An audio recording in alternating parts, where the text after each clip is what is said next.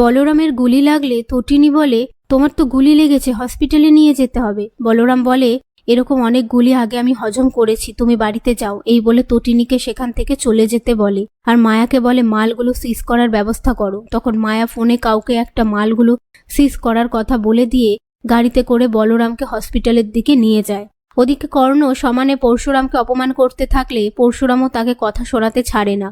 এরই মধ্যে কর্ণকে ফোন করে বলা হয় কোটি কোটি টাকার অ্যাসাইনমেন্ট শেষ হয়ে গেছে।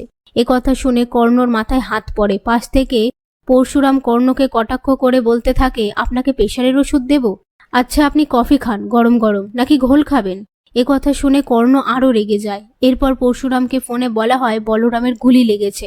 এই কথাটা নন্দিনী শুনতে পেয়ে চোখে জল চলে আসে। তারপর পরশুরাম বিজিতকে দেখতে রওনা দেয়।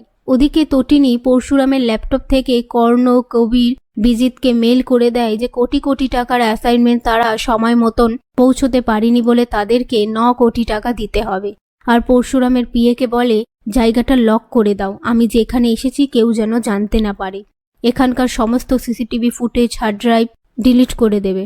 এই বলে সেখান থেকে চলে যায়। অন্যদিকে ডক্টর বলরামের চিকিৎসা করে মায়াকে বলে, ট্রিটমেন্ট হয়ে গেছে, উনি সময় মতন ওষুধগুলো খেলেই ঠিক হয়ে যাবে। তার মধ্যে নন্দিনী ফোন করে বলরামের খোঁজ নিলে বলরাম বলে, আপনি আমায় ফোন করেছেন? আপনার হাজবেন্ড জানতে পারলে রাগ করবে। নন্দিনী বলে, ও আমায় ফুলশয্যার দিনে বলেছে ঘরে পরপুরুষ ঢোকাতে। এই নিয়ে তারা কথা বলতে থাকে।